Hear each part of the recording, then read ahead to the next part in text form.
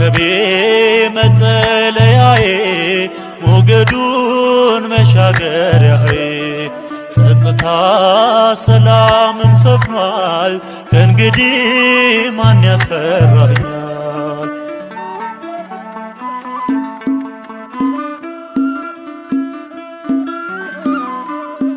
ማዕበል ወጀብ ቢበዛ አንተነ የሕይወቴ ቤዛ በሞት መካከል ቢሄድም ከእንግዲህ አልታወክም ከእንግዲህ አልታወክም።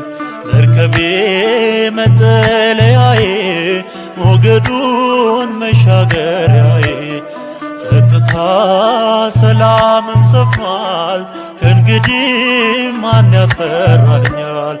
መርከቤ መጠለያዬ ሞገዱ